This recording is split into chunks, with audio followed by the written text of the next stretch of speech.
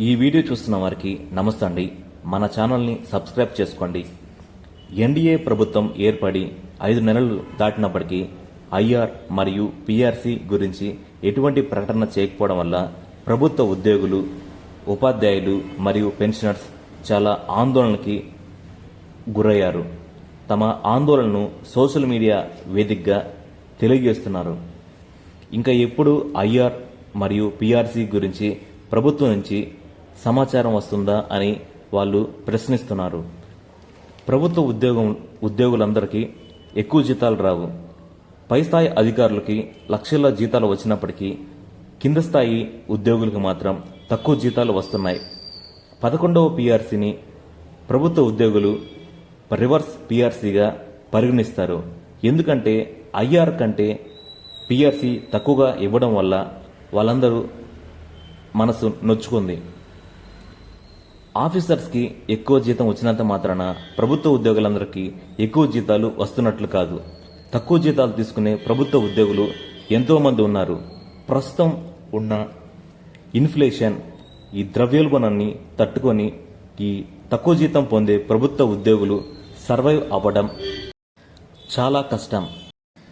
ఇంటి అద్దె, పిల్లల చదువులు, ఆరోగ్యం మరియు ఫుడ్, ఇతరత్ర అవసరాలకి ప్రస్తుతం ఉన్న ద్రవ్యోల్బణం మూలంగా వచ్చే తక్కువ జీతం వల్ల తక్కువ జీతం పొందే ప్రభుత్వ ఉద్యోగులు చాలా ఇబ్బందులకి గురవుతున్నారు. ఎక్కువ జీతాలు తీసుకునే ప్రభుత్వ ఉద్యోగులకి సమస్యలు ఉన్నప్పటికీ తక్కువ జీతం తీసుకునే ప్రభుత్వ ఉద్యోగులకి ఇంకా ఎక్కువ సమస్యలు ఉన్నాయి. తక్కువ జీతం తీసుకునే ప్రభుత్వ ఉద్యోగులు ఊరు కాని ఊరొచ్చి అద్దింట్లో నివసిస్తూ తల్లిదండ్రుల్ని, స్నేహితుల్ని, బంధువుల్ని విడిచిపెట్టి ఉదయాన్నే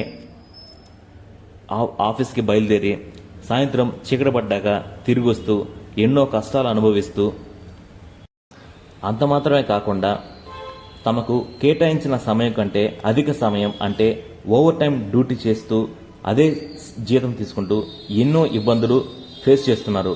వీళ్ళకున్న సమస్యలన్నీ కాకపోయినా కొన్ని సమస్యలైనా పరిష్కారం అవ్వాలంటే ఐఆర్ 30% ప్రకటించడం ఒకటే ఈ సమస్య.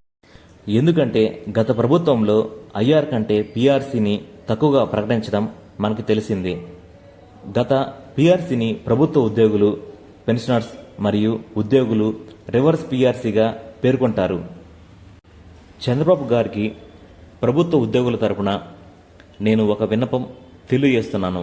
ప్రభుత్వ ఉద్యోగులు ఫేస్ చేస్తున్న ఈ సమస్యల్ని దృష్టిలో పెట్టుకొని ఐఆర్ 30% ఇచ్చి తమ ప్రభుత్వ ఉద్యోగుల సమస్యల్ని కాస్తైనా తీర్చాలని కోరుతున్నాను. ప్రస్తుత పరిస్థితిలో హై ఇన్ఫ్లేషన్, అధిక ద్రవ్యోల్బణం మూలంగా నెలకు ₹1,00,000 వచ్చినా సరిపోని పరిస్థితి. ఈ సమస్యలన్నీ దృష్టిలో ఉంచుకొని ఎన్డీఏ కూటమి ప్రభుత్వ ఉద్యోగుల పట్ల సానుకూలంగా స్పందించి ఐఆర్ 30% ఇవ్వాలని తెలియజేస్తున్నాను. ఎందుకంటే ముఖ్యమంత్రి గారు టాప్ పొజిషన్లో ఉన్నప్పటికీ గవర్నమెంట్ ఎంప్లాయీసే అన్ని స్కీమ్స్, డ్యూటీస్ గ్రౌండ్ లెవెల్లో ఇంప్లిమెంట్ చేస్తారు. 2014లో ముఖ్యమంత్రిగా చంద్రబాబు నాయుడు గారు ఫిట్మెంట్ని 43% ఇచ్చి ప్రభుత్వ ఉద్యోగుల్ని సంతోషపరిచిన విషయం మనకు తెలిసిందే. ఈసారి కూడా ముఖ్యమంత్రి గారు ప్రభుత్వ ఉద్యోగుల పట్ల సానుకూలంగా స్పందించి ఐఆర్ 30% ఇచ్చి ప్రభుత్వ ఉద్యోగుల పెదవులపై చిరునవ్వులు పూయించాలని కోరుతున్నాను. ప్రభుత్వ ఉద్యోగుల సంఘం మరియు ఉపాధ్యాయుల సంఘం మరియు పెన్షనర్స్ సంఘం ప్రభుత్వాన్ని ఐఆర్ 30% ఇవ్వాలని కోరడం మనకు తెలిసింది. ప్రభుత్వం నుంచి స్పందన లేకపోవడం వల్ల ప్రభుత్వ ఉద్యోగులు ఎంతగానో ఆవేదనకు మరియు స్ట్రెస్కి గురవుతున్నారు. తమకున్న ఆందోళనను సోషల్ మీడియా వేదికగా తమ బాధలను తెలియజేస్తున్నారు. ప్రభుత్వం ఐఆర్ విషయంలో సానుకూలంగా స్పందించాలని కోరుకుందాం. 11వ పీఆర్సీ వల్ల ప్రభుత్వ ఉద్యోగులు, టీచర్స్ మరియు పెన్షనర్స్ సంతోషంగా లేరు. 12వ పీఆర్సీ ద్వారా అయినా ప్రభుత్వ ఉద్యోగులు, టీచర్స్ మరియు పెన్షనర్స్ని సంతోషపరచాలని కోరుకుందాం. 11వ పీఆర్సీ సృష్టించిన గందరగోళం మూలంగా ప్రభుత్వ ఉద్యోగులు, పెన్షనర్స్, టీచర్స్ అందరూ విజయవాడలో మీట్ అయ్యి అక్కడ భూకంపాన్ని సృష్టించిన విషయం తెలిసిందే. ఐఆర్ 30% ఇచ్చి ప్రభుత్వ ఉద్యోగుల్ని సంతోషపరచాలని ప్రభుత్వాన్ని కోరుతున్నాను. అలాగే మంచి పీఆర్సీ ఇచ్చి గతంలో లాగా ప్రభుత్వ ఉద్యోగుల్ని ఆందోళనకు గురికానికుండా మంచి 12వ పీఆర్సీ ఇవ్వాలని కోరుకుందాం. కొన్ని రోజుల క్రితం ఏపీజేఏసీ అమరావతి చైర్మన్ బొప్పరాజు వెంకటేశ్వర్లు గారు ప్రభుత్వాన్ని కోరిన ఒక న్యూస్ని తెలుసుకుందాం. ప్రభుత్వ ఉద్యోగులకు మధ్యంతర భృతి ప్రకటించాలని ఏపీజేఏసీ అమరావతి చైర్మన్ బొప్పరాజు వెంకటేశ్వర్లు ప్రభుత్వాన్ని కోరారు. ఇప్పటికే 18 అంశాలను సీఎం చంద్రబాబు గారి దృష్టికి తీసుకెళ్లినట్టు తెలిపారు. హెల్త్ కార్డులు పనిచేయడం లేదని, క్యాష్లెస్ వైద్య సదుపాయం అందేలా చర్యలు తీసుకోవాలని విజ్ఞప్తి చేశారు. దాదాపు 25,000 కోట్ల రూపాయల వరకు బకాయిలు పెండింగ్లో ఉన్నాయన్నారు. విశ్రాంతి ఉద్యోగుల బకాయిలైనా చెల్లించాలని ఆయన కోరారు.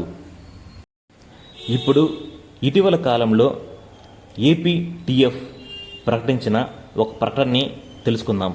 ఏపీలో ఎన్డీఏ ప్రభుత్వం ఏర్పడి 5 నెలలైనా ఇంకా టీచర్లు ఉద్యోగులకు ఎలాంటి భరోసా కల్పించలేదని ఏపీటీఎఫ్ ఆరోపించింది. పెండింగ్ డిఏలు, వేతన సవరణ గడువు 2 ఏళ్లు దాటినా ఇంకా నిర్ణయం తీసుకోలేదని మండిపడ్డారు. గత ప్రభుత్వం నియమించిన పీఆర్సీ కమిషన్ చైర్మన్ ప్రభుత్వం మారిన తర్వాత రాజీనామా చేశారని, దీనిపై ప్రభుత్వం స్పందించాలని ఆయన కోరారు. పీఆర్సీ ప్రకటించే వరకు ఉద్యోగులకు మధ్యంతర భృతి ప్రకటించాలని డిమాండ్ చేసింది.